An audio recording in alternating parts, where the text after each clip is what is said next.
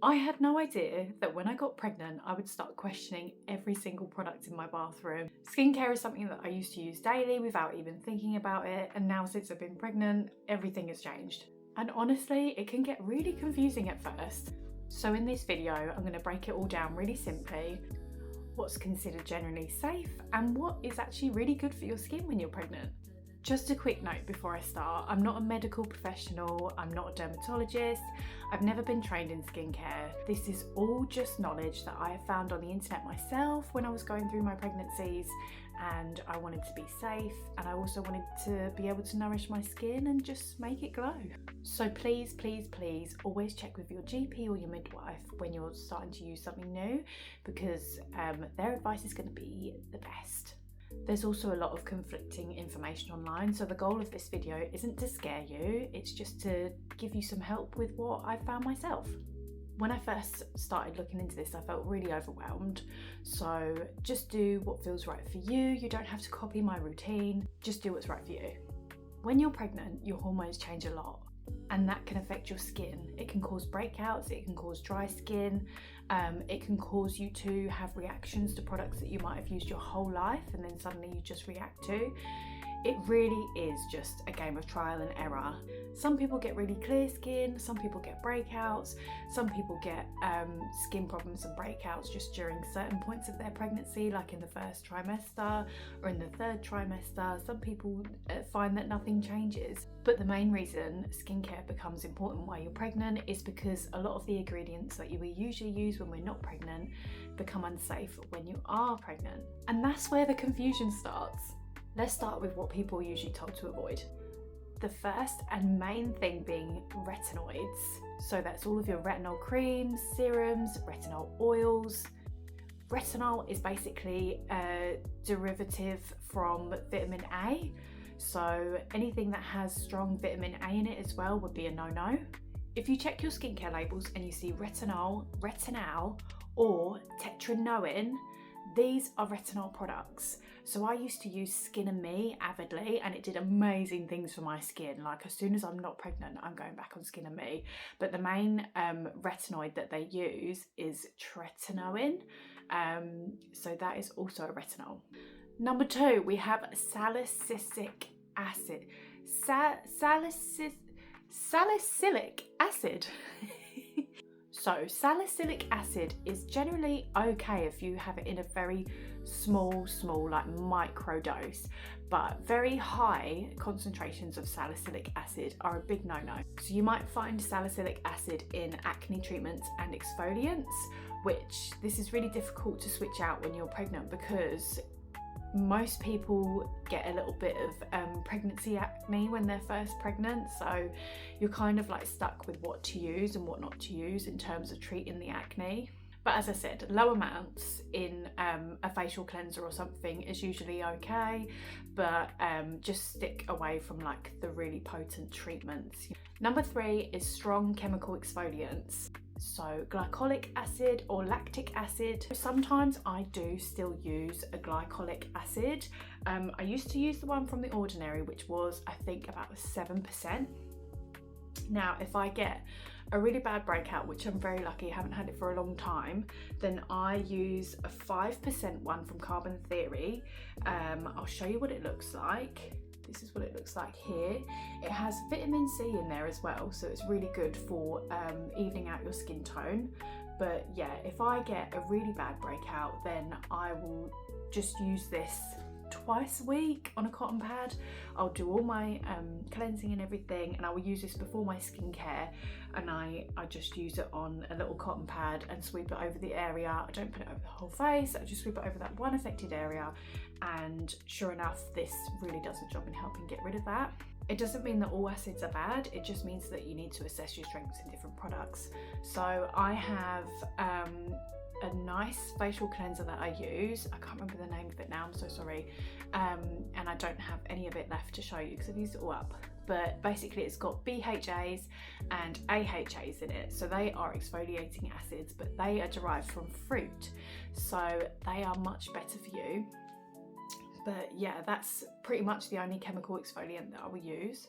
There's also other ingredients which people do question. You'll see a lot of debates online about essential oils and certain active treatments. This is where it can get confusing because none of it has clear evidence either way. So when in doubt, I personally try to keep things as simple as possible. Now for the reassuring part. There are still lots of skincare ingredients that are safe and nourishing for your skin during pregnancy. So first we have hyaluronic acid, which I've actually got some here. So this is the one from the Inky list and it is literally pure hyaluronic acid. I also use a toner which has witch hazel and hyaluronic acid in it. That's from Nature's Spell. That is really good. I'll show you a picture of that as well. I use that every single day, twice a day. And I also use their hyaluronic acid and snow mushroom facial cleanser. So this cleanser is really nice. It's for normal to dry skin, which don't take too much notice of that. It is hydrating, but it's not overly hydrating. So it doesn't leave like a film on your skin or anything like some hydrating cleansers can. I find with the CeraVe ones, they can leave your skin feeling quite oily or like your skin has an emulsion on it, but this one literally just washes off. The next ingredient that I love for my pregnancy skincare is vitamin C. So I use a couple of different vitamin C products, and again I use a lot of products from Nature's Spell. They have many natural ingredients in there and they're also very affordable. And when we're pregnant, we're saving for maternity leave, we need things to be affordable, okay? So I use their vitamin C serum, and I also use their vitamin C and pineapple glow up face cream. So this helps to brighten your complexion. This face cream also smells really nice. It also has fruit AHA infusion in there. So vitamin C will help brighten your skin and treat uneven skin tone. When you're pregnant, you do get a lot of pigmentation come up in your skin. I have a little area around here which I have been struggling with, but with the use of vitamin C it's really been helping me.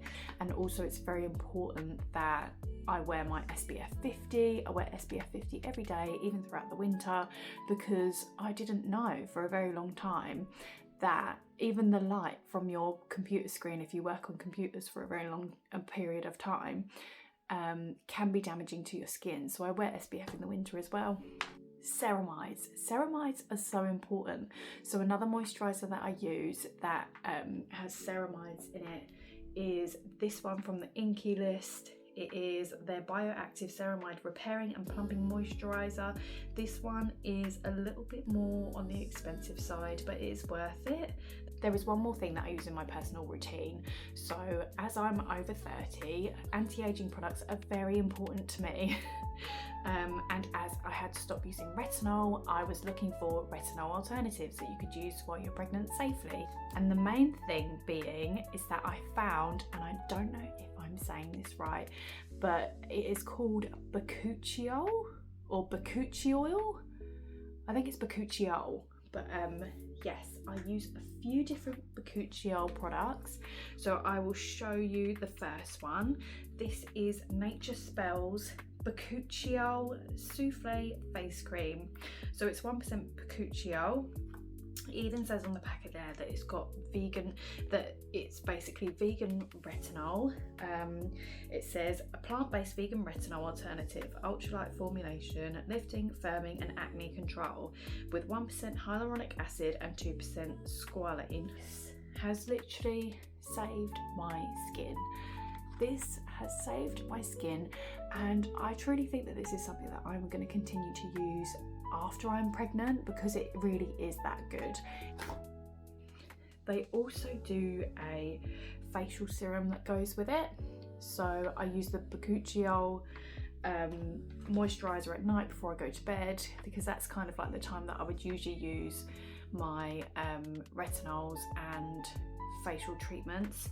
And then the serum, I use that in the morning, so that's on my skin during the day under my vitamin C moisturizer that's brightening my skin. And I've kept my routine really simple because honestly, with being pregnant and working full time, like I don't have the time to do this 10-step skincare routine, and I'm not interested in paying for it either. For me, it's more about keeping things calm and just giving my skin what it needs. Please, please do not stress yourself out about every ingredient, and always remember, if in doubt, leave it out. If this video helped you, then I can do a breakdown video of my specific routine. Feel free to subscribe if you're enjoying my videos. I make videos about pregnancy content, lifestyle videos, working full-time, working in hospitality, just general life. And thank you so much for watching.